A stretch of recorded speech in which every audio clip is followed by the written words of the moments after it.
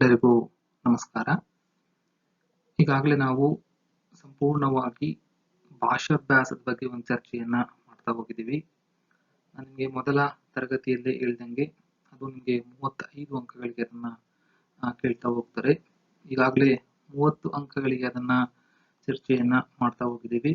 ಇನ್ನು 5 ಅಂಕಗಳು ಅಂದಾಗ ನಿಮಗೆ ಸಂಪೂರ್ಣವಾಗಿ ಭಾವಾರ್ಥವನ್ನು ನಿಮಗೆ ಕೇಳ್ತಾ ಹೋಗ್ತಾರೆ. ಪದ್ಯಗಳನ್ನ ಮಾಡುವಾಗ ಮತ್ತು ಪದ್ಯಗಳು ಮುಗಿದ ನಂತರ ಭಾವಾರ್ಥ ಹೇಗೆ ಬರೆಯುವುದು ಅನ್ನೋದ್ರ ಬಗ್ಗೆ ನಾವು ಚರ್ಚೆಯನ್ನ ಮಾಡ್ಕೊಳ್ತಾ ಹೋಗೋಣ. ನಿಮ್ಗೆ ಟೆಕ್ಸ್ಟ್ ಬುಕ್ ಅನ್ನ ತಗೊಳ್ಳಿ ಅಂತ ನಾನು ಈಗಾಗಲೇ ಹೇಳಿದ್ದೆ.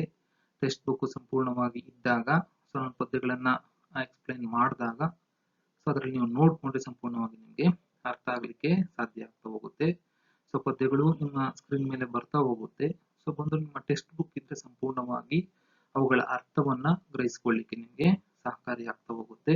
ಆದ್ರಿಂದ ಟೆಕ್ಸ್ಟ್ ಬುಕ್ ಅನ್ನ ಆದಷ್ಟು ಬೇಗ ನೀವೇನ್ ಮಾಡ್ಬೇಕು ಅಂದ್ರೆ ತೆಗೆದುಕೊಳ್ತಾ ಹೋಗ್ಬೇಕು. ಇವತ್ತು ನಿಮ್ಮ ಸ್ಕ್ರೀನ್ ಮೇಲೆ ಕಾಣ್ತಾ ಇದೆ ವಚನಗಳು, ಬಸವಣ್ಣನವರ ವಚನಗಳು ಅಂತೇಳಿ ಅಲ್ಲಿ ಕಾಣ್ತಾ ಹೋಗಿದೆ.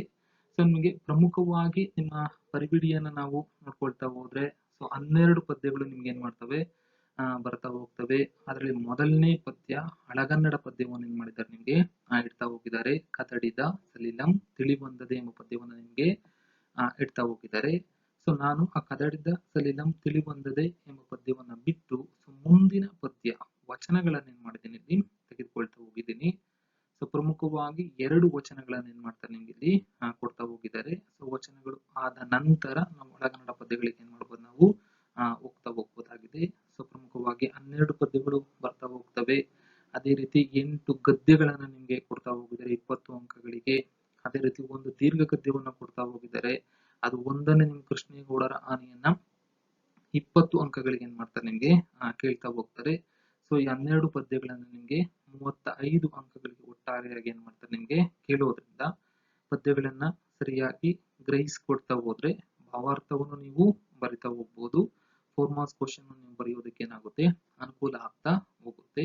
ಆದ್ರಿಂದ ಪದ್ಯಗಳನ್ನ ಚೆನ್ನಾಗಿ ಏನ್ ಮಾಡ್ಬೇಕು ನೀವು. ನಾನು ಅರ್ಥಗಳನ್ನ ಹೇಳ್ತೀನಿ. ಅರ್ಥಗಳನ್ನ ನೀವು ಆದಷ್ಟು ಏನ್ ಮಾಡ್ಬೇಕು ಪುಸ್ತಕದಲ್ಲಿ ನೀವು ಬರ್ಕೊಳ್ತಾ ಹೋಗಿ, ಪೆನ್ಸಿಲ್ ಅಲ್ಲಿ ಬರ್ಕೊಳ್ತಾ ಹೋಗಿ, ಮತ್ತೆ ಅರ್ಥವನ್ನ ಏನ್ ಮಾಡ್ಬೇಕು ನೀವು ಗ್ರಹಿಸ್ಕೊಳ್ತಾ ಹೋಗ್ಬೇಕಾಗುತ್ತೆ. ಈಗ ಪ್ರಮುಖವಾಗಿ ನಾವು ವಚನಗಳನ್ನ ಏನ್ ಮಾಡೋಣ ಇಲ್ಲಿ ನೋಡ್ಕೊಳ್ತಾ ಹೋಗೋಣ. ವಚನಗಳು ಬಸವಣ್ಣನವರ ವಚನಗಳು. ಅದರ ಆಕರ ಗ್ರಂಥ ಯಾವುದು ಅಂದ್ರೆ ಶಿವಶರಣರ ಸಮಗ್ರ ವಚನ ಸಂಪುಟ. ಶಿವಶರಣರ ಸಮಗ್ರ ವಚನ ಸಂಪುಟ ಎಂಬ ಆಕರ ಕೃತಿಯಿಂದ ಅದನ್ನವರು ತೆಗೆದುಕೊಳ್ತಾ ಹೋಗಿದ್ದಾರೆ. ಇನ್ನೊಂದು ವಚನಗಳು ಬರ್ತಾ ಹೋಗುತ್ತೆ ನಿಮ್ಗೆ ಉರಿಲಿಂಗ ಪೆದ್ದಿಯ ವಚನಗಳು. ಉರಿಲಿಂಗ ಪೆದ್ದಿಯ ವಚನಗಳು ನಿಮ್ಗೆ ಫಸ್ಟ್ ಇಯರ್ ಅಲ್ಲಾದ್ರೆ 3 ವಚನಗಳನ್ನ ಕೇಳ್ತಾ ಹೋಗಿದ್ರು. ಈ ಬಾರಿ ನಿಮ್ಗೆ 2 ವಚನಗಳನ್ನ ಕೇಳ್ತಾ ಹೋಗಿದ್ದಾರೆ. ಒಂದು ಬಸವಣ್ಣನವರ ವಚನಗಳು, ಇನ್ನೊಂದು ಉರಿಲಿಂಗ ಪೆದ್ದಿಯ ವಚನಗಳು. ಅದರಲ್ಲಿ ಫಸ್ಟ್ ಬಸವಣ್ಣನವರ ವಚನಗಳನ್ನು ನಾವು ನೋಡೋದಾದ್ರೆ ಇದು ಒಂದು 3 ಸ್ಟ್ಯಾಂಜ ಪದ್ಯವನ್ನು ಏನ್ ಮಾಡಿದ್ದಾರೆ ನಿಮ್ಗೆ ಕೇಳ್ತಾ ಹೋಗಿದ್ದಾರೆ. ನಿಮ್ಮ ಸ್ಕ್ರೀನ್ ಮೇಲೆ ಕಾಣ್ತಾ ಇದೆ. ಇದು 1ನೇ ಪದ್ಯ. ಇದು 1ನೇ ಪದ್ಯ. ಇದೇ ರೀತಿ 2 ಪದ್ಯಗಳು ಏನ್ ಮಾಡ್ತಾವೆ ಇಲ್ಲಿ ಬರ್ತಾ ಹೋಗ್ತವೆ. ಅದಕ್ಕಿಂತ ಬಿಫೋರ್ ನಾವು ತಿಳ್ಕೊಳ್ಳೋದಾದ್ರೆ ವಚನಗಳ ಬಗ್ಗೆ ಸಂಪೂರ್ಣವಾಗಿ ಏನ್ ಮಾಡ್ಬೇಕು ನಾವು ಸ್ವಲ್ಪ ಇಲ್ಲಿ ತಿಳ್ಕೊಳ್ಳುವಂತ ಅವಶ್ಯಕತೆ ಇಲ್ಲಿ ಇರ್ತಾ ಹೋಗುತ್ತೆ. ಯಾಕೆ ಅಂತಂದ್ರೆ ಪ್ರತಿ ವರ್ಷವೂ ಅಷ್ಟೇನೆ ವಚನಗಳನ್ನ ಏನ್ ಮಾಡ್ತೀವಿ ನಾವು ಕಾಣ್ತಾ ಹೋಗ್ತೀವಿ.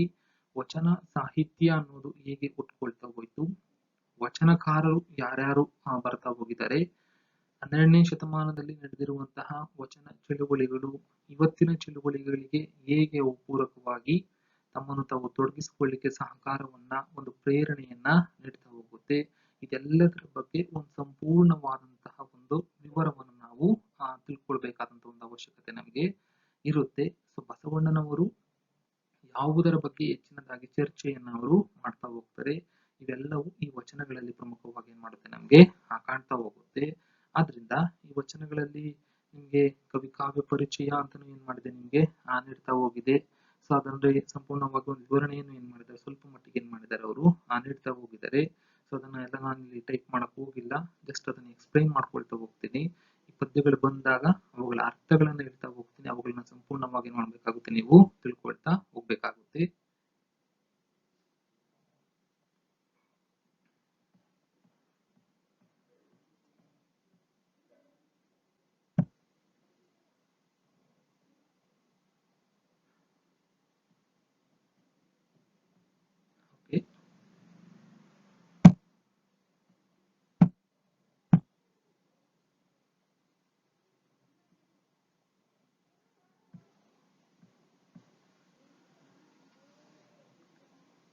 ತಿಳ್ಕೊಳ್ತಾ ಹೋಗ್ಬೇಕಾಗುತ್ತೆ. ನೋಡಿ, ವಚನ ಅಂತಂದ್ರೆ ನಾವು ಮಾತು ಅಂತ ಏನ್ ಮಾಡ್ತೀವಿ ಕರಿತಾ ಹೋಗ್ತೀವಿ. ವಚನ ಅಂದ್ರೆ ಮಾತು. ವಚನ ಅಂದ್ರೆ ಅದನ್ನ ನಾವು ಒಂದು ಪ್ರಮಾಣ ಅಂತಾನು ಏನ್ ಮಾಡ್ತೀವಿ ನಾವಿಲ್ಲಿ ಕರಿತಾ ಹೋಗ್ತೀವಿ. ಇದು ಒಂದು ಸಾಹಿತ್ಯ ಪರಿಭಾಷೆಯಾಗಿ ಏನ್ ಮಾಡಿದೆ ಇಲ್ಲಿ ಬೆಳವಣಿಗೆ ಆಗ್ತಾ ಹೋಗಿರೋದು ಉಂಟು. ವಚನ ಅಂದ್ರೆ ಒಂದು ಮಾತು ಅಥವಾ ಒಂದು ಪ್ರಮಾಣ ಅಂತ ಕರಿತಾ ಹೋಗ್ತೀವಿ. ಇದು ಇವತ್ತು ಸಾಹಿತ್ಯ ಪರಿಭಾಷೆಯಾಗಿ ವಚನಗಳೇನ್ ಮಾಡಿದಾವೆ ಇಲ್ಲಿ ಬೆಳವಣಿಗೆ ಆಗ್ತಾ ಹೋಗಿದಾವೆ. ಯಾಕೆ ಅಂತಂದ್ರೆ ನೋಡಿ, ನೀವು ಬಸವಣ್ಣನವರನ್ನ ನಾವು ವಚನಕಾರರು ಅಂತ ಕರಿತಾ ಹೋಗ್ತೇವೆ ವಿನಃ ಒಬ್ಬ ಕವಿ ಅಂತ ಕರೀಲಿಕ್ಕೆ ನಾವು ಸಾಧ್ಯವಿಲ್ಲ. ಬಸವಣ್ಣ ಕವಿ ಅಂತ ಕರೆಯೋದಿಲ್ಲ, ಬಸವಣ್ಣನವರನ್ನ ವಚನಕಾರರು ಅಂತ ಏನ್ ಮಾಡ್ತೀವಿ ನಾವಿಲ್ಲಿ ಕರಿತಾ ಹೋಗ್ತೀವಿ. ಏನ್ ಇದರ ಒಂದು ವೈಶಿಷ್ಟ್ಯತೆ ಅಂತ ನಾವು ತಿಳ್ಕೊಳ್ತಾ ಹೋದ್ರೆ, ನೋಡಿ, ವಚನಗಳನ್ನ ನೋಡಿದಾಗ ಆಡಿದರೆ ಅದು ಹಾಡಾಗ್ತಾ ಹೋಗುತ್ತೆ. ಯಾವುದೇ ವಚನಗಳನ್ನು ಅಷ್ಟೇ ಆಡಿದರೆ ಹಾಡಾಗ್ತಾ ಹೋಗುತ್ತೆ, ಓದಿದರೆ ಗದ್ಯವಾಗ್ತಾ ಹೋಗುತ್ತೆ. ಸೊ ಇದು ಕನ್ನಡದ ವಿಶಿಷ್ಟ ಒಂದು ಸಾಹಿತ್ಯ ಪ್ರಕಾರ ಅಂತ ಏನ್ ಮಾಡ್ತೀವಿ ನಾವು ಇದನ್ನ ಕರಿತಾ ಹೋಗ್ತೀವಿ. ಕನ್ನಡದಲ್ಲಿ ವಿಶಿಷ್ಟ ಸಾಹಿತ್ಯ ಪ್ರಕಾರಗಳು ನಮ್ಗೆ ಇದಾವೆ. ನೀವು 10ನೇ ಶತಮಾನದ ಅಭಿಜಾತ ಸಾಹಿತ್ಯವನ್ನ ಏನಾದ್ರೂ ನೋಡ್ಕೊಳ್ತಾ ಹೋದ್ರೆ, ಅಭಿಜಾತ ಸಾಹಿತ್ಯ ಅಂದ್ರೆ ಉತ್ತಮ ಕುಲದವರು ಬರೆದಿರುವಂತಹ ಸಾಹಿತ್ಯವನ್ನ ಅಭಿಜಾತ ಸಾಹಿತ್ಯ ಅಂತ ಏನ್ ಮಾಡ್ತೀವಿ ಕರಿತಾ ಹೋಗ್ತೀವಿ.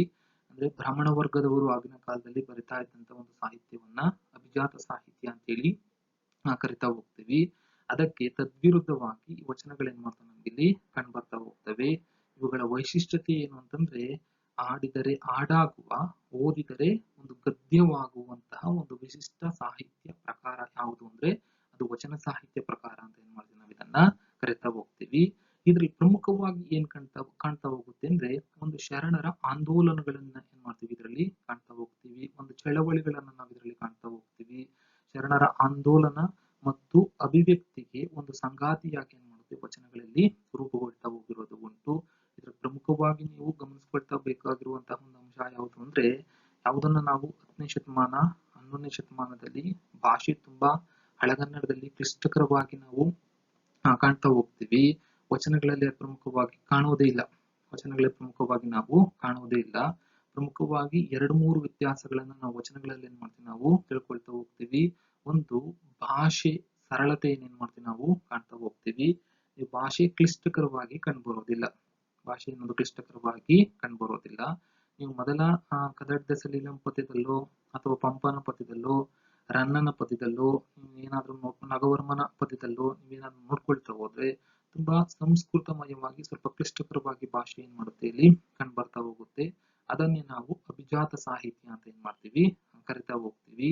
ಸೊ ನೀವು ಪಂಪನ ಮತ್ತು ರನ್ನನ ಅನೇಕ ಪದ್ಯಗಳನ್ನ ಏನ್ ಮಾಡ್ಬೋದು ನಾವಿಲ್ಲಿ ನೋಡ್ಕೊಳ್ತಾ ಹೋಗ್ಬೋದಾಗಿದೆ. ನಿಮ್ಮ ಫಸ್ಟ್ನೇ ಪೈಲಲ್ಲೇ ಬರುತ್ತೆ ಯಾವುದು,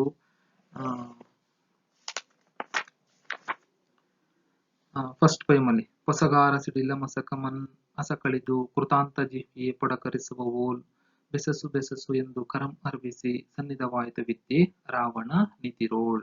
ಅಂದ್ರೆ ಇದು ಭಾಷೆ ಸ್ವಲ್ಪ ಕ್ಲಿಷ್ಟಕರವಾಗಿ ಏನ್ ಮಾಡುತ್ತೆ ನಮ್ಗೆ ಕಂಡುಬರ್ತಾ ಹೋಗುತ್ತೆ. ಯಾರು ಹೆಚ್ಚಿನದಾಗಿ ಸಾಹಿತ್ಯವನ್ನ ಬಲ್ಲವರಾಗಿರ್ತಾರೆ ಅವ್ರು ಮಾತ್ರ ಅದನ್ನ ಹೆಚ್ಚಿನದಾಗಿ ತಿಳ್ಕೊಳ್ಳಿಕ್ಕೆ ಏನಾಗುತ್ತೆ ಇಲ್ಲಿ ಸಹಕಾರಿ ಆಗ್ತಾ ಹೋಗುತ್ತೆ.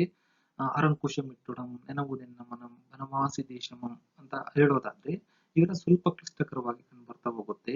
ಆದ್ರೆ ನಾವಿಲ್ಲಿ ವಚನಗಳನ್ನ ನೋಡ್ಕೊಳ್ತಾ ಹೋದ್ರೆ ಭಾಷೆಯನ್ನು ಕ್ಲಿಷ್ಟಕರವಾಗಿ ಪ್ರಮುಖವಾಗಿ ಅದು ಕಂಡು ಬರೋದಿಲ್ಲ. ಬಸವಣ್ಣನವರ ಅನೇಕ ಪದ್ಯಗಳನ್ನು ನೋಡ್ಕೊಳ್ತಾ ಹೋಗಿ, ಕಲಬೇಡ ಕುಲಬೇಡ ಹುಸಿಯ ನುಡಿಯಿರಬೇಡ ಅನ್ಯರಿಗೆ ಅಸಹ್ಯ ಪಡಬೇಡ ತನ್ನ ಬಣ್ಣಿಸಬೇಡ, ಈ ರೀತಿ ಪದ್ಯಗಳನ್ನ ಏನ್ ಮಾಡ್ತೀವಿ ಅಲ್ಲಿ ಕಾಣ್ತಾ ಹೋಗ್ತೀವಿ. ಎನ್ನ ಕಾಲೇ ಕಂಬ ದೇಹವೇ ದೇಗುಲ ಎನ್ನ ಶಿರವನ್ನ ಕಳಸವಯ್ಯ ಸ್ಥಾವರ ಕಳಿವುಂಟು ಜಂಗಮ ಕಳಿವಿಲ್ಲ, ಈ ರೀತಿಯ ಪದ್ಯಗಳನ್ನ ನಾವು ಕಾಣ್ತಾ ಹೋಗ್ತೀವಿ. ಇವು ಯಾವ ಪದ್ಯಗಳು ಅಂತಂದ್ರೆ ವಚನ ಅಂದ್ರೆ ಮಾತಿನಲ್ಲಿ ಏನ್ ನಾವು ದಿನನಿತ್ಯ ಮಾತಿನಲ್ಲಿ ಬಳಸ್ತಾ ಹೋಗ್ತೀವಿ ಅವನ್ನೇ ತೆಗೆದುಕೊಂಡು ಸಾಹಿತ್ಯ ರೂಪವಾಗಿ ಏನ್ ಮಾಡ್ತಾರೆ ಅಲ್ಲಿ ಕಟ್ಟುವಂತ ಒಂದು ವಿಶಿಷ್ಟ ಕಾಲಘಟ್ಟ ರೂಪುಗೊಂಡಿದೆ ಯಾವಾಗ ಅಂದ್ರೆ 12ನೇ ಶತಮಾನ ಅಂತ ಏನ್ ಮಾಡ್ತೀವಿ ನಾವು ಕರಿತಾ ಹೋಗ್ತೀವಿ. ಒಂದು, ಭಾಷೆಯಲ್ಲಿ ಬದಲಾವಣೆಯನ್ನ ಕಾಣ್ತಾ ಹೋಗ್ತೀವಿ. ಇನ್ನೊಂದು, ಯಾವ್ದನ್ನ ಮಾತನಾಡ್ತಾ ಹೋಗ್ತಾ ಇದ್ರು ಆ ಮಾತನ್ನೇ ಸಾಹಿತ್ಯ ರೂಪವಾಗಿ ಏನ್ ಮಾಡ್ತಾರೆ ಅವರು ವಚನಗಳಲ್ಲಿ ಕಟ್ತಾ ಹೋಗ್ತಾರೆ. ಇನ್ನೊಂದು ಯಾವುದು ಅಂದ್ರೆ, ಯಾವುದನ್ನ ನಾವು ಅಭಿಜಾತ ಸಾಹಿತ್ಯ ಅಂತ ಕರಿತಾ ಹೋಗ್ತೀವಿ ಅಥವಾ ಉತ್ತಮ ಕುಲದವರು ಬರಿತಾ ಇದ್ರು, ಆ ಉತ್ತಮ ಕುಲದವರು ಬಿಟ್ಟು ಈ ದನ ಕಾಯೋರು ಏನ್ ಮಾಡಿದ್ರು ಅಂದ್ರೆ ಈ ವಚನಗಳನ್ನ ರಚನೆ ಮಾಡೋದಕ್ಕೆ ಏನ್ ಮಾಡ್ತಾರೆ ಅಲ್ಲಿ ತಯಾರಾಗಿರುವಂತ ಒಂದು ಕಾಲ ಯಾವುದು ಅಂದ್ರೆ ವಚನ ಸಾಹಿತ್ಯ ಕಾಲಘಟ್ಟ. ಸೊ ಮುಂದೆ ನಾನು ಅನೇಕ ವಚನಕಾರರನ್ನ ಹೇಳ್ತಾ ಹೋಗ್ತೀನಿ. ಆ ಎಲ್ಲ ವಚನಗಳಲ್ಲೂ ನಾವು ನೋಡೋದು ಯಾವುದು ಅಂದ್ರೆ, ಸೊ ಓದು ಬರಹ ಬರದೇ ಇರೋರು ಏನ್ ಮಾಡ್ತಾರೆ ಅಂದ್ರೆ ವಚನಗಳನ್ನ ಇಲ್ಲಿ ರಚನೆಯನ್ನ ಮಾಡ್ತಾ ಹೋಗ್ತಾರೆ. ನಾನು ತುಂಬಾ ಡೀಪ್ ಆಗಿ ಎಕ್ಸ್ಪ್ಲೈನ್ ಮಾಡ್ಲಿಕ್ಕೆ ಇಲ್ಲಿ ಸಾಧ್ಯ ಆಗೋದಿಲ್ಲ, ಯಾಕೆಂದ್ರೆ ಇದರಲ್ಲಿ ಗಂಟೆಗಟ್ಟಲೆ ಎಕ್ಸ್ಪ್ಲೈನ್ ಮಾಡ್ಲಿಕ್ಕೆ ಸಾಧ್ಯ ಇರೋದಿಲ್ಲ. ಬಹು ಬೇಗ ಮೇನ್ ಏನ್ ಬೇಕು ಅದನ್ನ ಮಾತ್ರ ಹೇಳಿ ಏನ್ ಮಾಡ್ತೀನಿ ನಾನು ಮುಂದಕ್ಕೆ ಇಲ್ಲಿ ಬರ್ತಾ ಹೋಗ್ತೀನಿ. ಸೊ ಇಲ್ಲಿ ಕನ್ನಡ ಸಾಹಿತ್ಯದ ಒಂದು ಇತಿಹಾಸದಲ್ಲಿ ನಮ್ಮ 12ನೇ ಶತಮಾನದ ಒಂದು ಕಾಲಘಟ್ಟವನ್ನು ಒಂದು ಪ್ರಮುಖವಾದಂತಹ ಒಂದು ಕಾಲಘಟ್ಟ ಅಂತ ಏನ್ ಮಾಡ್ತೀವಿ ಇಲ್ಲಿ ಕರಿತಾ ಹೋಗ್ತೀವಿ. ಈ ಶತಮಾನದಲ್ಲಿ ವಚನ ಎಂಬ ಹೊಸ ಸಾಹಿತ್ಯ ಚಳುವಳಿ ಏನ್ ಮಾಡ್ತಾ ನಮ್ಮಲ್ಲಿ ಉದಯ ಆಗಿರೋದನ್ನ ಕಾಣ್ತೀವಿ. ವಚನ ಸಾಹಿತ್ಯ, ಸೊ ಕನ್ನಡ ಸಾಹಿತ್ಯದಲ್ಲಿ ಒಂದು ಪ್ರಭಾವಶಾಲಿ ಆತ್ಮವಿಮರ್ಶೆಯ ಮಾಧ್ಯಮವಾಗಿ, ತುಂಬಾ ಇಂಪಾರ್ಟೆಂಟ್ ಆಗಿ ಪದಗಳಲ್ಲಿ ಬೇಕಾಗ್ತಾ ಹೋಗುತ್ತೆ. ಆತ್ಮವಿಮರ್ಶೆ, ಯಾರು ಆತ್ಮವಿಮರ್ಶೆಯನ್ನ ಮಾಡ್ಕೊಳ್ತಾ ಹೋಗ್ತಾರೆ ಆ ವ್ಯಕ್ತಿ ಮುಂದಕ್ಕೆ ಏನ್ ಮಾಡ್ತಾನೆ ಅಲ್ಲಿ ಬರ್ತಾ ಹೋಗ್ತಾನೆ. ಆತ್ಮವಿಮರ್ಶೆಯ ಮಾಧ್ಯಮವಾಗಿ ಒಂದು ಸ್ವತಂತ್ರವಾಗಿ ಬೆಳೆದು ಬಂದಂತ ಒಂದು ಸಾಹಿತ್ಯ ಪ್ರಕಾರ, ಒಂದು ವಿಜೃಂಭಿಸಿದಂತ ಒಂದು ಸಾಹಿತ್ಯ ಪ್ರಕಾರ ಅಂದ್ರೆ ವಚನ ಸಾಹಿತ್ಯ ಅಂತ ಹೇಳಿ ನಾವು ಕರಿತಾ ಹೋಗ್ಬೋದಾಗಿದೆ. ಸೊ ಇದು ಬೇರೆ ಕನ್ನಡ ಇತರ ಸಾಹಿತ್ಯ ಕಾಲಘಟ್ಟಗಳ ಮೇಲೂ ಹೆಚ್ಚಿನದಾಗಿ ಒಂದು ಪ್ರಭಾವವನ್ನು ಏನ್ ಮಾಡಿದೆ ಇಲ್ಲಿ ಬೀರ್ತಾ ಹೋಗಿದೆ. ಸೊ ಅದಲ್ಲದೆ ಸೊ ಇವತ್ತು ವಿಶ್ವ ಸಾಹಿತ್ಯದಲ್ಲಿ ಒಂದು ಹೆಸರನ್ನ ಮಾಡ್ತಾ ಹೋಗಿದೆ. ವಿಶ್ವ ಸಾಹಿತ್ಯದಲ್ಲಿ ಒಂದು ಅವಿಭಾಜ್ಯ ಅಂಗವಾಗಿ ವಚನಗಳನ್ನ ಏನ್ ಮಾಡ್ತೀವಿ ನಾವು ಕಾಣ್ತಾ ಹೋಗ್ತೀವಿ. ನಿಮ್ಗೆ ಲಾಸ್ಟ್ ಇಯರ್ ನೋಡ್ಕೊಳ್ತಾ ಹೋದ್ರೆ ಇದೇ ಪ್ರಧಾನಮಂತ್ರಿ ಮೋದಿ ಏನ್ ಮಾಡಿದ್ರು ಅಂದ್ರೆ, ಇಡೀ ಈ ವಚನ ಸಾಹಿತ್ಯವನ್ನ ಅಂದ್ರೆ ಬಸವಣ್ಣನವರು ಬರೆದಿರುವಂತಹ ಎಲ್ಲ ವಚನಗಳನ್ನ ಭಾರತೀಯ ಭಾಷೆಗಳಿಗೆ ಏನ್ ಮಾಡಿರಲಿ ಟ್ರಾನ್ಸ್ಲೇಷನ್ ಮಾಡಿಸ್ತಾ ಹೋಗಿದ್ದು ಉಂಟು. ಅದಲ್ಲದೆ ಇಂಗ್ಲಿಷ್ಗೂ ಏನ್ ಮಾಡಿದಾರೆ ಇವತ್ತು ಟ್ರಾನ್ಸ್ಲೇಷನ್ ಮಾಡ್ತಾ ಹೋಗಿದ್ದಾರೆ. ಸೊ ಇವತ್ತು ಇಂಗ್ಲೆಂಡ್ ನಲ್ಲೂ ಕೆಲವೊಂದು ಪಠ್ಯ ಪುಸ್ತಕಗಳಲ್ಲಿ ಬಸವಣ್ಣನವರ ವಚನಗಳನ್ನ ಏನ್ ಮಾಡ್ತೀವಿ ನಾವು ನೋಡ್ತಾ ಹೋಗ್ತೀವಿ. 12ನೇ ಶತಮಾನದಲ್ಲಿ ಇಂಥ ಒಂದು ಚಳುವಳಿಯನ್ನ ರೂಪಿಸ್ಲಿಕ್ಕೆ ಸಹಕಾರಿಯಾದಂತಹ ವ್ಯಕ್ತಿ ಹೇಗಿರ್ಬೋದು ಅಂತೇಳಿ ತುಂಬಾ ವಿಶೇಷವಾಗಿ ಬ್ರಿಟನ್ ನಲ್ಲಿ ಏನ್ ಮಾಡ್ತಾರೆ ಅದನ್ನ ಕಾಣ್ತಾ ಹೋಗ್ತೀವಿ. ಆತನ ಪ್ರತಿಮೆಗಳನ್ನ ಇವತ್ತು ನಾವು ಬ್ರಿಟನ್ ನಲ್ಲಿ ಏನ್ ಮಾಡ್ತೀವಿ ನಾವು ನೋಡ್ತಾ ಹೋಗ್ತೀವಿ. ಅಷ್ಟರ ಮಟ್ಟಿಗೆ ಒಂದು ವಿಶ್ವ ಸಾಹಿತ್ಯದಲ್ಲಿ ಮತ್ತು ರಾಷ್ಟ್ರೀಯ ಸಾಹಿತ್ಯದಲ್ಲಿ ತನ್ನದೇ ಆದಂತಹ ಒಂದು ಛಾಪನ್ನ ಮೂಡಿಸಿರುವಂತಹ ಒಂದು ಸಾಹಿತ್ಯದ ಕಾಲಘಟ್ಟ ಯಾವುದು ಅಂದ್ರೆ 12ನೇ ಶತಮಾನ ಅಂತೇಳಿ ನಾವು ಕರಿತಾ ಹೋಗ್ತೀವಿ. ಸೊ ಸ್ವಂತಿಕೆಯಿಂದ ಮೆರೆದ ವಚನಕಾರರು ಯಾರ್ಯಾರು ಅಂತಂದ್ರೆ, ಸೊ ನೀವು ಈಗಾಗಲೇ ತಿಳ್ಕೊಂಡಿದ್ದೀರಾ, ದೇವರ ದಾಸಿಮಯ್ಯ, ಆತನ ನಾವು ಜೇಡರ ದಾಸಿಮಯ್ಯ ಅಂತ ಏನ್ ಮಾಡ್ತೀವಿ ಕರಿತಾ ಹೋಗ್ತೀವಿ. ಈತನೇ ಆದ್ಯ ವಚನಕಾರ ಅಂತ ಏನ್ ಮಾಡ್ತೀವಿ ನಾವು ಕರಿತಾ ಹೋಗ್ತೀವಿ. ಅದೇ ರೀತಿ ಬಸವಣ್ಣನವರು, ಅಲ್ಲಮ ಪ್ರಭು ಇರ್ಬೋದು, ಅಕ್ಕ ಮಹಾದೇವಿ, ಅಂಬಿಗರ ಚೌಡಯ್ಯ, ಮಾದಾರ ಚೆನ್ನಯ್ಯ, ಇವೆಲ್ಲ ಕೆಳಜಾತಿಯಲ್ಲಿ ಬರುವಂತಹ ವ್ಯಕ್ತಿಗಳು. ಮಾದಾರ ಚೆನ್ನಯ್ಯ, ಡೋಹಾರ ಕಕ್ಕಯ್ಯ, ನುಲಿಯ ಚಂದಯ್ಯ, ಸೂಳೆ ಸಂಕವೆ ನೋಡಿ, ಇವರೆಲ್ಲರೂ ವಚನಗಳನ್ನ ಬರಿತಾ ಹೋಗ್ತಾರೆ. ಹಡಪದ ಅಪ್ಪಣ್ಣ, ಒಕ್ಕಲು ಮುದ್ದಯ್ಯ, ಏಕಾಂತ ರಾಮಯ್ಯ, ಮಡಿವಾಳ ಚೆನ್ನಯ್ಯ, ಹೆಂಡದ ಮಾರಯ್ಯ. ಸುಮಾರು ಒಂದು 120ಕ್ಕೂ ಹೆಚ್ಚಿನ ವಚನಕಾರರು 12ನೇ ಶತಮಾನದಲ್ಲಿ ಕರ್ನಾಟಕದಲ್ಲಿ ಏನ್ ಮಾಡ್ತಾರೆ ವಚನಗಳನ್ನ ಬರೆದಿರುವಂತಹ ಉದಾಹರಣೆಗಳನ್ನ ಏನ್ ಮಾಡ್ತೀವಿ ನಾವು ಸೊ ನಮ್ಮ ಇತಿಹಾಸದಲ್ಲಿ ಇವತ್ತು ನಾವು ಕಾಣ್ತಾ ಹೋಗ್ತೀವಿ. ಇಷ್ಟರ ಮಟ್ಟಿಗೆ ವಚನ ಅನ್ನೋದು ತನ್ನದೇ ಆದಂತಹ ಒಂದು ಪ್ರಭಾವವನ್ನು ಅದು ಬೀರ್ತಾ ಹೋಗಿದೆ. ಸೊ ಸಮಾಜದ ಎಲ್ಲ ಜಾತಿಯವರು ವಚನಗಳನ್ನ ಒಂದು ಮುಖ್ಯ ಅಭಿವ್ಯಕ್ತಿ ಮಾಧ್ಯಮವನ್ನಾಗಿ ಏನ್ ಮಾಡ್ತಾರೆ ಅವರು ಮಾಡ್ಕೊಂಡಿರೋದನ್ನ ಉದಾಹರಣೆಯಾಗಿ ಕಾಣ್ತಾ ಹೋಗ್ತೀವಿ. ಸೊ ಇದಿಷ್ಟು ವಚನಗಳ ಬಗ್ಗೆ ಸ್ವಲ್ಪ ಮಟ್ಟಿಗೆ ಏನ್ ಮಾಡಿ ನೀವು ಇನ್ಫಾರ್ಮೇಶನ್ ಅನ್ನ ಇಟ್ಕೊಳ್ತಾ ಹೋಗಿ. ಸೊ ಇಲ್ಲಿ ಬಸವಣ್ಣನವರ ವಚನಗಳನ್ನ ನಾವು ನೋಡ್ತಾ ಹೋಗ್ತೀವಿ. ಅನೇಕ ವಚನಗಳನ್ನ ಬಸವಣ್ಣನವರು ಏನ್ ಮಾಡಿದ್ದಾರೆ ಇಲ್ಲಿ ಬರಿತಾ ಹೋಗಿದ್ದಾರೆ. ಸೊ ಇವರನ್ನು ನಾವು ಭಕ್ತಿ ಭಂಡಾರಿ ಅಂತ ಏನ್ ಮಾಡ್ತೀವಿ ನಾವು ಕರಿತಾ ಹೋಗ್ತೀವಿ. ಭಕ್ತಿ ಭಂಡಾರಿ ಬಸವಣ್ಣ ಅಂತ ಹೇಳಿ ಕರಿತಾ ಹೋಗ್ತೀವಿ. ಭಕ್ತಿ ಮತ್ತೆ ಭಕ್ತ ಇವೆರಡರ ನಡುವಿನ ಒಂದು ವ್ಯತ್ಯಾಸವನ್ನು ಏನ್ ಮಾಡ್ತಾರೆ ಬಸವಣ್ಣನವರಲ್ಲಿ ತಿಳಿಸ್ಕೊಟ್ಟಿರುವಂತಹ ಉದಾಹರಣೆಗಳನ್ನ ನಾವು ಕಾಣ್ತಾ ಹೋಗ್ತೀವಿ. ಸೊ ನಿಮ್ ಕಾವ್ಯ ಪರಿಚಯದಲ್ಲಿ ಇದೆ, ಯಾವ್ದು ಕ್ಲಿಷ್ಟಕರವಾಗಿ ಕಂಡು ಬರುತ್ತೆ ಶಬ್ದಗಳು, ಅದನ್ನ ಮಾತ್ರ ನಾನು ಏನ್ ಮಾಡ್ತೀನಿ ಇಲ್ಲಿ ಎಕ್ಸ್ಪ್ಲೇನ್ ಮಾಡ್ಕೊಳ್ತಾ ಹೋಗ್ತೀನಿ. ಭಕ್ತಿ ಭಂಡಾರಿ ಎಂದು ಖ್ಯಾತರಾಗಿರುವಂತಹ ಬಸವಣ್ಣನವರು 12ನೆಯ ಶತಮಾನದ ಧಾರ್ಮಿಕ, ಸಾಂಸ್ಕೃತಿಕ ಮತ್ತು ಸಾಮಾಜಿಕ ಕ್ರಾಂತಿಯ ಕೇಂದ್ರ ಪುರುಷ ಅಂತೇಳಿ ಕರಿತಾ ಹೋಗ್ತೀವಿ. ಒಂದು ಧಾರ್ಮಿಕ, ಸಾಂಸ್ಕೃತಿಕ ಮತ್ತು ಸಾಮಾಜಿಕ ಕ್ರಾಂತಿಯನ್ನು ಉಂಟು ಮಾಡೋದಕ್ಕೆ ಒಂದು ಕೇಂದ್ರ ಪುರುಷನಾಗಿ ಬಸವಣ್ಣನವರು ಕಂಡು ಬರ್ತಾ ಹೋಗ್ತಾರೆ. ಇವತ್ತು ಶೈವ ಧರ್ಮ ಅಂತ ಕರಿತಾ ಹೋಗ್ತೀವಿ. ಸೊ ಡೆಲ್ಲಿಯಲ್ಲಿ ಇರುವಂತಹ ಜಂತರ್ ಮಂತರಲ್ಲಿ ಹೋರಾಟವನ್ನು ಮಾಡಿ ನಮ್ಗೊಂದು ಧರ್ಮ ಕೊಡಿ ಅಂತ ಹೇಳಿ ಕೇಳ್ತಾ ಹೋಗಿದ್ದಾರೆ. ಸೊ ಅವ್ರು ಶೈವರು. ಸೊ ಶೈವ ಧರ್ಮ ಉಟ್ಕೊಂಡಿದ್ದೆ ಯಾರಿಂದ ಅಂದ್ರೆ ಬಸವಣ್ಣನವರಿಂದ ಅಂತೇಳಿ ನಾವು ಕರಿತಾ ಹೋಗ್ತೀವಿ. ಅವ್ರ ಶೈವ ಧರ್ಮವನ್ನೇನು ಹುಟ್ಟಾಕ್ಲಿಲ್ಲ, ಆದ್ರೆ ಶಿವನನ್ನ ಏನ್ ಮಾಡ್ತಾರೆ ಪೂಜೆಯನ್ನ ಅವರು ಮಾಡ್ತಾ ಹೋಗ್ತಾರೆ. ಮುಂದೆ ಅದೊಂದು ಧರ್ಮವಾಗಿ ಬರ್ಬೇಕು ಅಂತ ಹೇಳಿ ಹಿಂದೂ ಧರ್ಮದಲ್ಲಿ ಕೆಲವೊಬ್ರು ಅದನ್ನ ಚರ್ಚೆಯನ್ನ ಮಾಡ್ತಾ ಹೋಗ್ತಾರೆ. ಧಾರ್ಮಿಕ ಮತ್ತು ಒಂದು ಸಾಂಸ್ಕೃತಿ, ಒಂದು ನಮ್ಮ ಸಂಸ್ಕೃತಿಯಲ್ಲಿ ಶರಣ ಸಂಸ್ಕೃತಿಯನ್ನು ಏನ್ ಮಾಡ್ತಾ ಅವರು ಬೆರೆಸ್ತಾ ಹೋಗಿದ್ದಾರೆ, ಮತ್ತು ಒಂದು ಕ್ರಾಂತಿಯನ್ನ ಅವತ್ತು ಕಲ್ಯಾಣದಲ್ಲಿ ಏನ್ ಮಾಡಿದ್ದಾರೆ ಅವರು ಮಾಡ್ತಾ ಹೋಗಿದ್ದಾರೆ. ಆದ್ರಿಂದ ಧಾರ್ಮಿಕ, ಸಾಂಸ್ಕೃತಿಕ ಮತ್ತು ಸಾಮಾಜಿಕ ಕ್ರಾಂತಿಯ ಕೇಂದ್ರ ಪುರುಷ ಅಂತೇಳಿ ಬಸವಣ್ಣನವರನ್ನು ನಾವು ವಿಶೇಷವಾಗಿ ಕರಿತಾ ಹೋಗ್ತೀವಿ. ನೋಡಿ, ಇವರು ಹುಟ್ಟೂರು ಯಾವುದು ಅಂದ್ರೆ ಬಿಜಾಪುರ ಜಿಲ್ಲೆಯ ಬಾಗೇವಾಡಿಯಲ್ಲಿ ಮಾದಿರಾಜ ಮಾದಾಂಬೆ ಅಥವಾ ಮಾದರಸ ಅಥವಾ ಮಾದಲಾಂಬೆ ಎಂಬ ದಂಪತಿಗಳ ಮಗನಾಗಿ ಇವರು ಬಸವಣ್ಣನವರು ಜನಿಸ್ತಾ ಹೋಗಿದ್ದಾರೆ. ಬಿಜ್ಜಳನ ಆಸ್ಥಾನದಲ್ಲಿ ಇವರು ಕೋಶಾಧಿಕಾರಿ ಅಂದ್ರೆ ಖಜಾನೆಯ ಮುಖ್ಯಸ್ಥನಾಗಿ ಕೆಲಸವನ್ನು ಇವರು ನಿರ್ವಹಿಸ್ತಾ ಹೋಗಿದ್ದಾರೆ. ರಾಜನ ಕೈ ಕೆಳಗಡೆ ಇವರು ಕೆಲಸ ಮಾಡ್ತಾ ಇದ್ದು ಉಂಟು. ನಿಮ್ಗೆಲ್ಲ ಗೊತ್ತಿದೆ, ಕಲ್ಯಾಣ ಇದರಲ್ಲಿ ಬಿಜ್ಜಳನ ಆಸ್ಥಾನದಲ್ಲಿ ಏನ್ ಮಾಡ್ತಾರೆ, ಕೆಲಸವನ್ನ ಮಾಡ್ತಾ ಹೋಗ್ತಾರೆ. ಏನ್ ಕೆಲಸ ಅಂದ್ರೆ ಕೋಶಾಧಿಕಾರಿಯಾಗಿ, ಒಬ್ಬ ಮಂತ್ರಿಯಾಗಿ ಏನ್ ಮಾಡ್ತಾರೆ, ಕೆಲಸವನ್ನ ಮಾಡ್ತಾ ಹೋಗ್ತಾರೆ.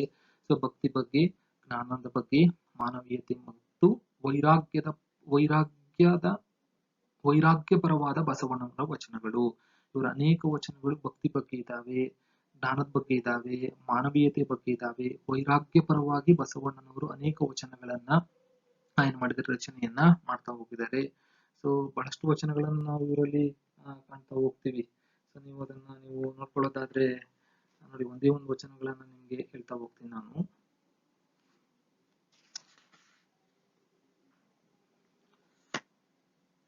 ಹೆಂಗಿರುತ್ತೆ ಭಕ್ತಿ ಅನ್ನೋದು ನೋಡಿ. ಇವಾಗ ನಿಮ್ಗೆ ಹೇಳ್ದೆ ಯಾವುದು, ಎನ್ನ ಕಾಲೇ ಕಂಬ ದೇಹವೇ ದೇಗುಲ, ಎನ್ನ ಶಿರವನ್ನ ಕಳಸವಯ್ಯ, ಸ್ಥಾವರ ಕಳಿಗುಂಟು ಜಂಗ ಮಕ್ಕಳಿಗಿಲ್ಲ. ಭಕ್ತಿ ಅನ್ನೋದು ಹೇಗಿರ್ಬೇಕು ಅಂತೇಳಿ ತನ್ನ ದೇಹದಲ್ಲೇ ಒಂದು ದೇವಸ್ಥಾನವನ್ನ ಕಟ್ಕೊಂಡು ಏನ್ ಮಾಡ್ತಾರೆ, ಬಸವಣ್ಣನವರು ವಿವರಣೆ ಮಾಡ್ತಾ ಹೋಗಿದ್ದಾರೆ. ನೋಡಿ, ಕಾಲಲ್ಲಿ ಕಟ್ಟಿದ ಗುಂಡು, ಕೊರಳಲ್ಲಿ ಕಟ್ಟಿದ ಬೆಂಡು. ಕಾಲಲ್ಲಿ ಕಟ್ಟಿದ ಗುಂಡು, ಕೊರಳಲ್ಲಿ ಕಟ್ಟಿದ ಬೆಂಡು, ತೇಲಲಿಯದು ಗುಂಡು, ಮುಳುಗಲಿಯದು ಬೆಂಡು. ತೇಲೋದಕ್ಕೆ ಬಿಡೋದಿಲ್ಲ ಗುಂಡು, ಕೆಳಗಡಿಕೆ ಎಳೆಯುತ್ತೆ. ಕೆಳಗಡಿಕೆ ಮುಳುಗೋದಕ್ಕೆ ಬಿಡೋದಿಲ್ಲ ಯಾವುದು, ಕೊರಳಲ್ಲಿ ಕಟ್ಟಿರುವಂತಹ ಬೆಂಡು. ಇಂತಪ್ಪ ಸಂಸಾರ ಶರದಿಯ ದಾಂಟಿಸಿ. ಇದೇ ನಮ್ಮ ಒಂದು ಸಂಸಾರ, ಇದೇ ಒಂದು ಬದುಕು ಅಂತ ಏನ್ ಮಾಡ್ತಾರೆ ಅವರು, ಬದುಕಿನ ಬಗ್ಗೆ ಏನ್ ಮಾಡ್ತಾರೆ ಅವ್ರು ಹೇಳ್ತಾ ಹೋಗ್ತಾರೆ. ಕಾಲಾಂತಕನೇ ಕಾಯು ನಮ್ಮ ಕೂಡಲ ಸಂಗಮ ದೇವ ಅಂತೇಳಿ ವಚನಗಳನ್ನ ಅವರು ಬರೆತಾ ಹೋಗಿದ್ದಾರೆ. ಎಷ್ಟು ವಚನಗಳಿದಾವೆ.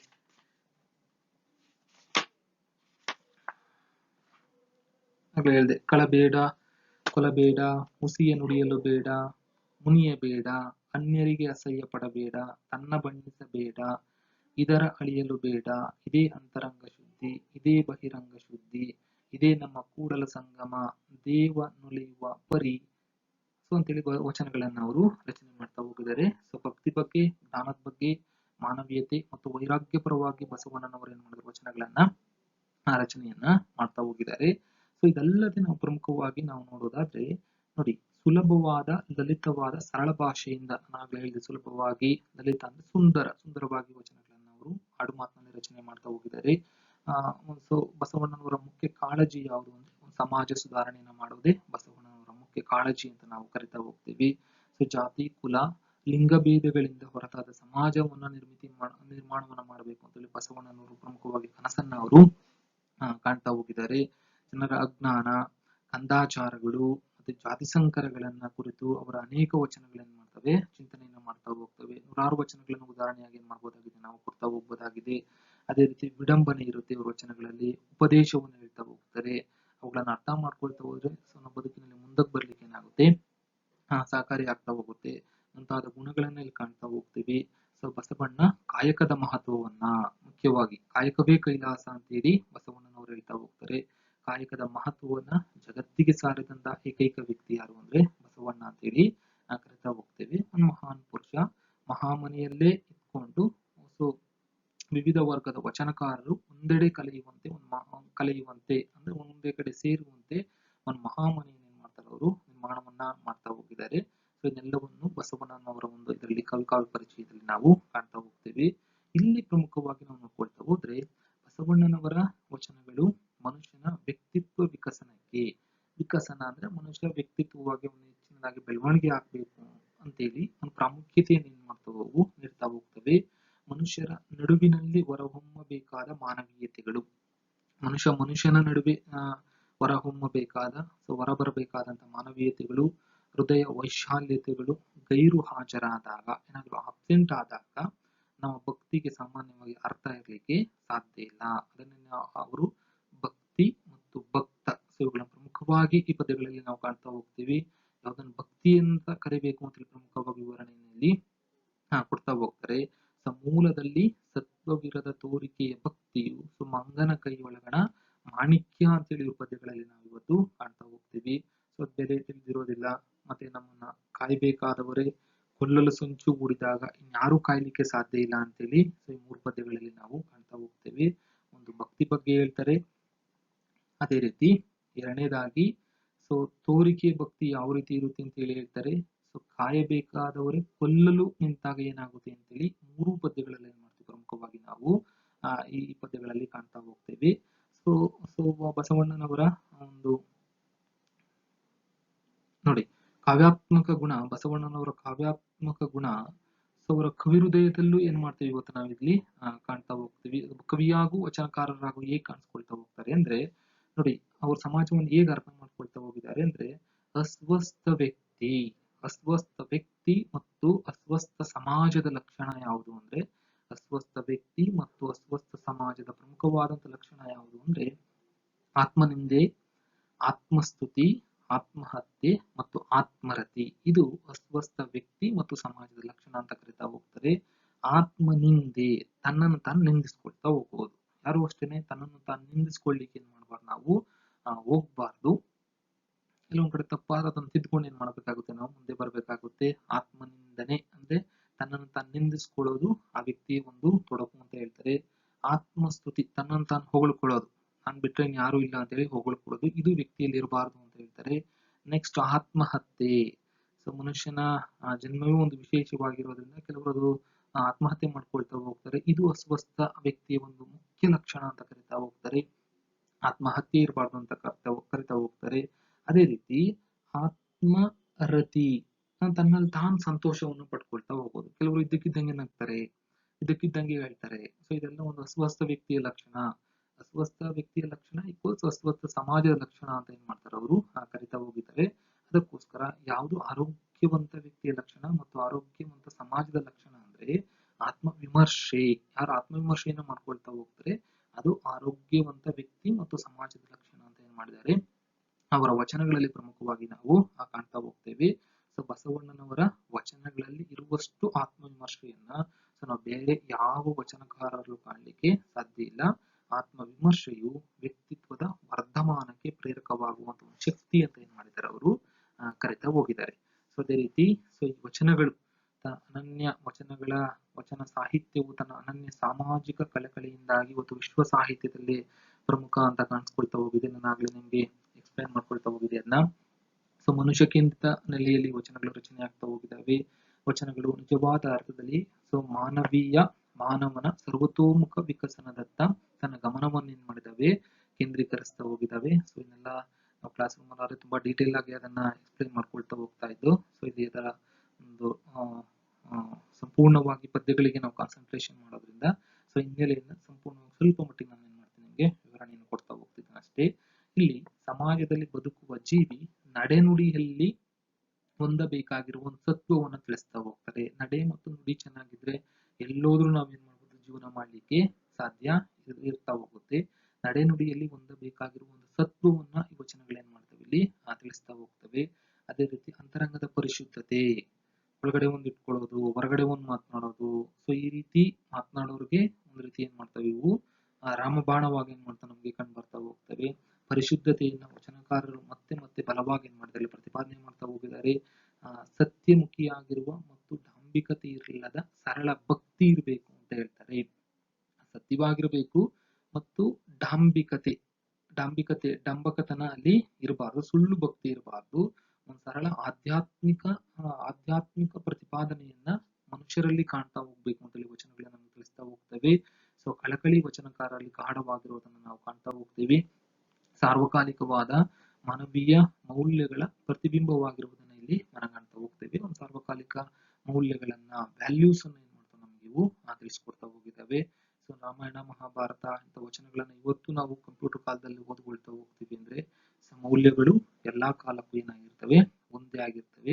ಎಲ್ಲಾ ಸಮಾಜದಲ್ಲೂ ಏನಾಗಿರ್ತವೆ, ಅವು ಒಂದೇ ಆಗಿರೋದ್ರಿಂದ ಯಾವುದು ಮೌಲ್ಯಯುತವಾಗಿ ಕಂಡು ಬರ್ತಾ ಹೋಗ್ತವೆ, ತುಂಬಾ ಜೀವಂತವಾಗಿ ಏನ್ ಮಾಡುತ್ತೆ ನಮ್ಮಲ್ಲಿ ಉಳ್ಕೊಳ್ಳಿಕ್ಕೆ ಸಾಧ್ಯ. ತುಂಬಾ ಮೌಲ್ಯಯುತವಾಗಿ ವಚನಗಳು ಏನ್ ಮಾಡ್ತಾವೆ ನಮ್ಗೆ ಇಲ್ಲಿ ಕಂಡು ಬರ್ತಾ ಹೋಗ್ತವೆ. ಪರಿಶುದ್ಧತೆಯ ವ್ಯಕ್ತಿಯ ಬದುಕನ್ನು ಮಾತ್ರವಲ್ಲದೆ ಒಟ್ಟಾರೆ ಒಂದು ಸಮಾಜದ ಆರೋಗ್ಯಪೂರ್ಣ ಬದುಕನ್ನ ಪ್ರಭಾವಿಸಬಹುದೆಂಬ ಆಶಯವನ್ನು ಇಲ್ಲಿನ ವಚನಗಳು ಏನ್ ಮಾಡಿದಾವೆ, ಇಲ್ಲಿ ಒಳಗೊಂಡಿದ್ದಾವೆ. ವ್ಯಕ್ತಿಯ ಬದುಕು ಸರಿ ಹೋದ್ರೆ ಸಮಾಜವು ಸರಿ ಹೋಗುತ್ತೆ ಅಂತ ಹೇಳ್ತಾ ಹೋಗ್ತಾರೆ. ಇಲ್ಲಿ ಬಸವಣ್ಣ ಮತ್ತು ಉರ್ಲಿಂಗ ಪೆದ್ದಿಯ ವಚನಗಳನ್ನ, ಎರಡು ವಚನಗಳನ್ನ ಏನ್ ಮಾಡ್ತೀವಿ ನಾವು ಕಾಣ್ತಾ ಹೋಗ್ತೇವೆ. ಸೊ 3 ಸ್ಟ್ಯಾಂಜ ಅದು ಪದ್ಯ ಬರ್ತಾ ಹೋಗುತ್ತೆ. ಆ ಪದ್ಯವನ್ನ ಓದಿ ನಂತರ ಏನ್ ಮಾಡ್ತೀನಿ, ಆ ಪದ್ಯಗಳನ್ನ ನಿಮ್ಗೆ ಎಕ್ಸ್ಪ್ಲೈನ್ ಮಾಡ್ತಾ ಹೋಗ್ತೀನಿ. ಸೊ ಫಸ್ಟ್ ಡೇ ಇದು ಎಕ್ಸ್ಪ್ಲೈನ್ ಮಾಡೋದ್ರಿಂದ ಸೊ ಇದಿಷ್ಟು ನಿಮ್ಗೆ ಸಾಕಾಗ್ತಾ ಹೋಗುತ್ತೆ. ಸೊ ಇದಿಷ್ಟು ಎಕ್ಸ್ಪ್ಲೈನ್ ತಿಳ್ಕೊಳ್ರಿ.